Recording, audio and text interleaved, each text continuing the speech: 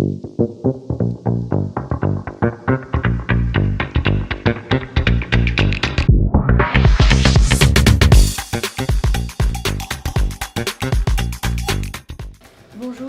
je suis Chloé Gardiou, je travaille chez Bachelet dans l'équipe Solutions sur le Device as a Service. Aujourd'hui, j'ai le plaisir d'être avec Arnaud Machu dans leurs locaux à la Chambre des métiers et de l'artisanat des Hauts-de-France. Nous sommes très heureux d'avoir les témoignages d'Arnaud sur le déploiement du Device as a Service qui s'est fait cette année et on continue de le faire. Bonjour Arnaud, pouvez-vous vous présenter ? Bonjour Chloé, bienvenue à la Chambre de métier de l'artisanat. Moi c'est Arnaud Machu, je suis le directeur du système d'information ici à la Chambre de métier de l'artisanat des Hauts-de-France.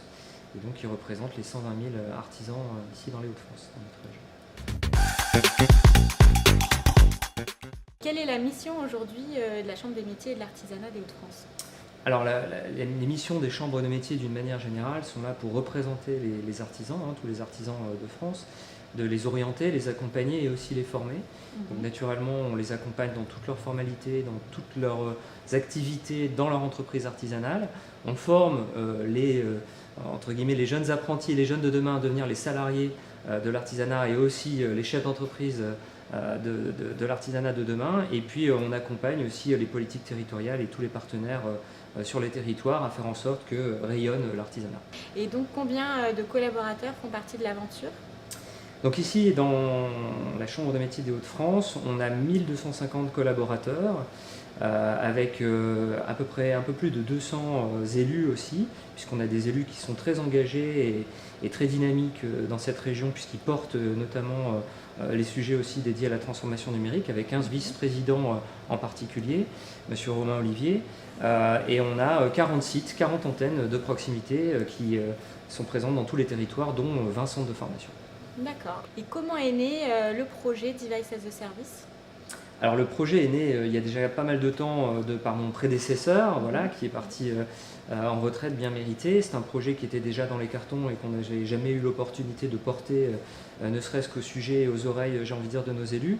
Cette idée un petit peu d'orienter notre temps de travail vers de l'usage et essayer de profiter des services et des services des équipements informatiques et faire en sorte qu'on passe moins de temps j'ai envie de dire, à déballer des ordinateurs et à s'occuper de la partie logistique et matérielle et par contre beaucoup plus de temps à accompagner les agents à l'usage et à l'utilisation de ces matériels.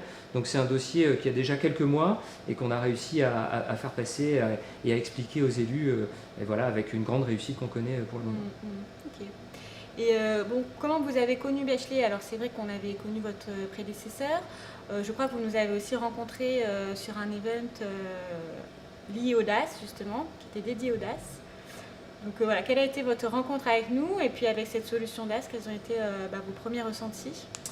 Alors c'est ce qu'on se disait tout à l'heure, je pense qu'on est naturellement, enfin à mon niveau et à notre niveau dans les systèmes d'information très très sollicité par beaucoup de fournisseurs, beaucoup de partenaires qui vantent, et c'est normal, leurs différents services. Je pense qu'il suffit aussi un peu d'une coordination, une chance. En effet, j'ai été invité à assister à un event avec HP, avec Bachelet il y a déjà quelques mois. On s'était déplacé avec mes équipes à Paris parce que ça nous semblait assez opportun. La thématique était très sympa et puis on voulait découvrir les solutions HP Pulse à cette époque-là, essayer de commencer à embrasser les outils dédiés à la data qui permettent d'anticiper des pannes d'outils, de matériel, de logiciels. Donc voilà.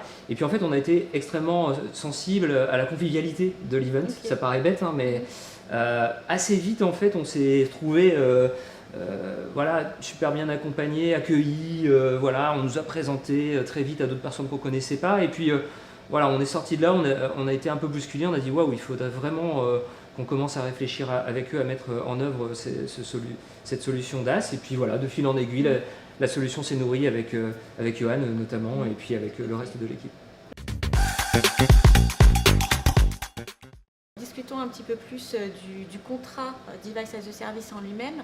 Donc pour vous, de quelle manière nos équipes Bachelet se sont distinguées ? Alors je pense que déjà dans l'accompagnement, un éclairage, j'ai envie de dire, général sur la rédaction de ce type d'appel d'offres, On avait besoin, on s'est nourri avec mes équipes, justement comment on pouvait tout simplement rédiger notre cahier des charges. Naturellement, on s'est enrichi de pas mal de fournisseurs et d'autres prestataires, mais je pense que Bechley a été assez pertinent sur la possibilité, différentes possibilités, notamment je pense au financement. C'est vrai qu'il y avait une sorte de souplesse. On sentait que tout était possible. En fait, on sentait qu'il y avait des solutions qui étaient personnalisables, et je pense que ce côté accompagnement, j'ai envie de dire, même avant notre marché, nous a permis de nous rassurer sur le fait que c'était un potentiel entre guillemets partenaire vraiment intéressant. Donc après, il y a eu l'appel d'offres en tant que tel, et puis après le jeu des appels d'offres font que c'est au plus offrant, et c'est aussi, j'ai envie de dire, à celui qui a répondu le mieux. Ensuite, je pense que sur ce dossier-là, il y a eu vraiment une étape assez décisive qui a été le relationnel, la capacité à avoir assez vite une équipe très proactive en termes de relationnel pour la mise en œuvre derrière du marché. C'est vraiment ce qui nous a semblé très, très sensible. En fait, on a été assez pris au dépourvu par une capacité où Bechley nous semblait être une grosse entreprise, voire même énorme entreprise, très internationale, alors qu'en fait leurs équipes sont plutôt très très proactives et très familiales.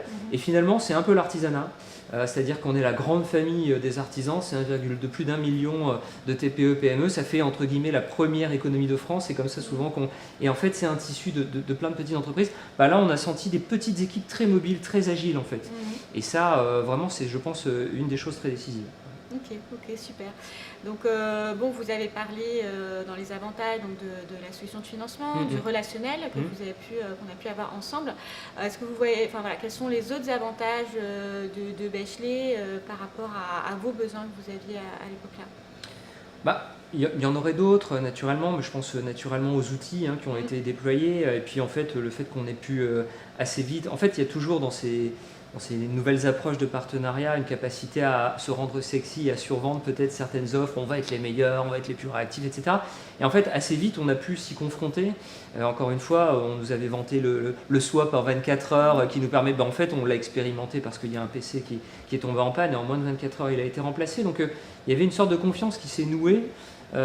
Et donc une des choses assez décisives, c'est que finalement tout ce qu'on a pu mettre en œuvre, tant en termes du ticketing, du swap, tout ce côté personnalisation, puisque nous on a fait le choix de ne pas livrer le matériel au consommateur final, à l'utilisateur final si je peux dire, on a fait le choix de le livrer dans les mains de l'équipe technique, et après l'équipe technique remet le matériel. Ça c'est des choix qui vraiment ont permis de nous confirmer dans le fait que c'était vraiment un partenaire avec lequel on allait poursuivre l'aventure sur d'autres projets. Ok, ça fait maintenant quasi 6 mois qu'on a déployé le Device as a Service avec vous. Quels sont les retours de vos utilisateurs finaux? Je pense qu'ils sont très bons. En fait, déjà d'un point de vue matériel, le choix du constructeur HP et du modèle qu'on a choisi ensemble est vraiment clairement adapté aux besoins en définitive des agents qu'on avait besoin d'équiper. Donc tous font en tout cas état d'un PC qui est puissant, qui est robuste, qui est désormais adapté aux solutions Microsoft, puisque on vient de migrer vers les solutions Microsoft. Ensuite, il y a aussi le côté bundle.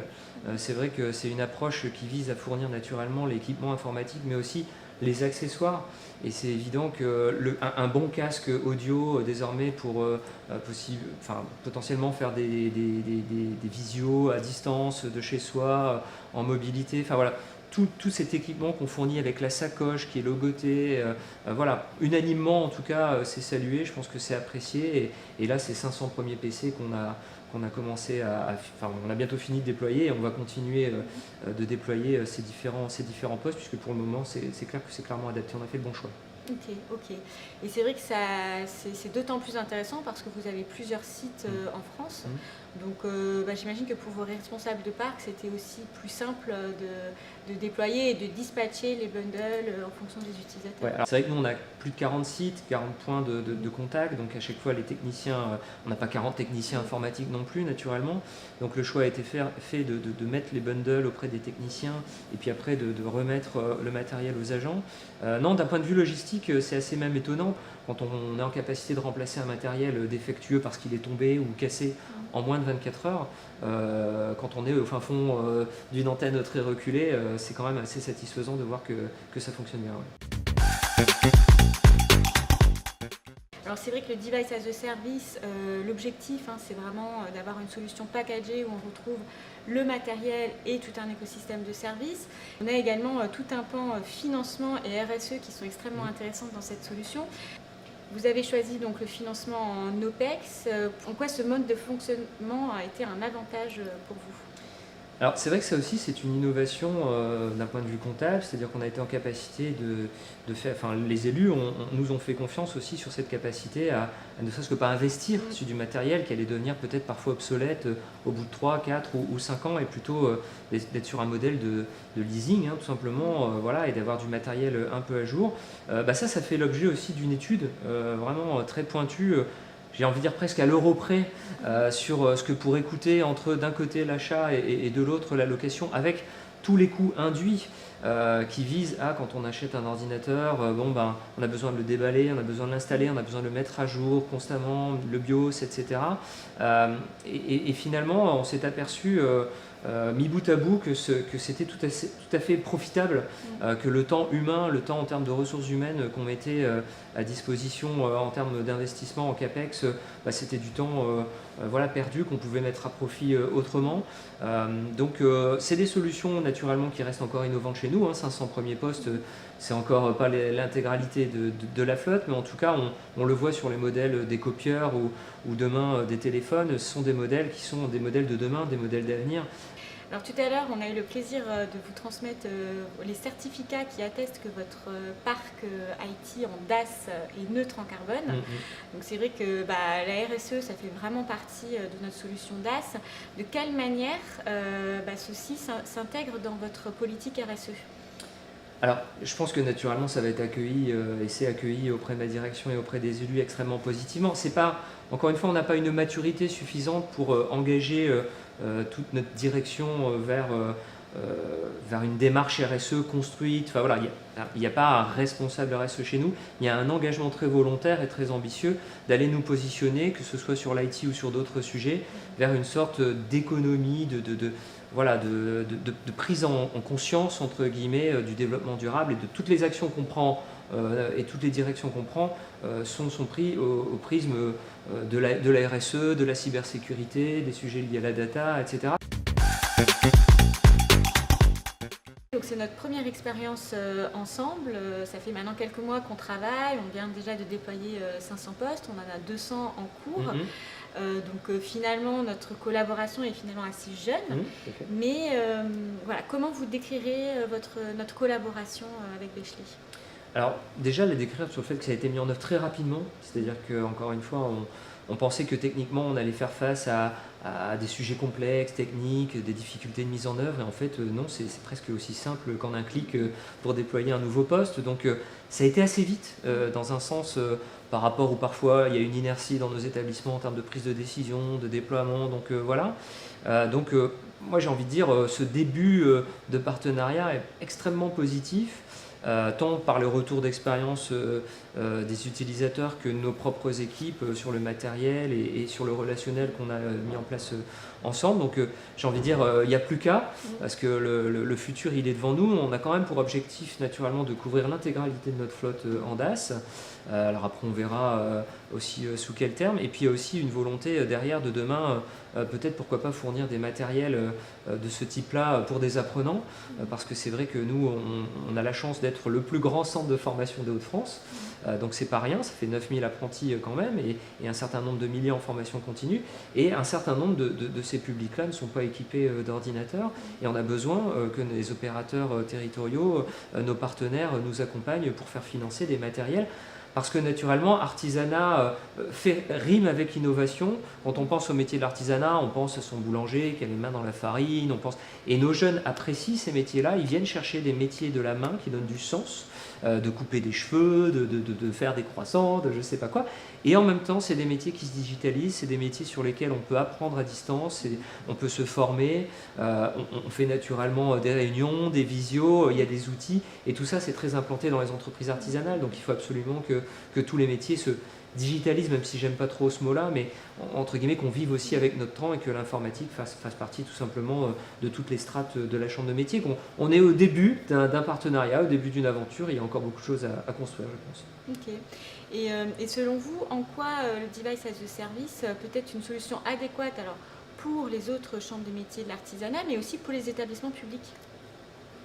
C'est une solution adéquate à partir du moment où on a des équipes restreintes au niveau de l'IT qui, par définition, sont sur des roadmaps de mise en œuvre d'un certain nombre de sujets d'infra, des sujets liés à de la mise en œuvre de logiciels, d'urbanisation du SI, et on n'a jamais de temps.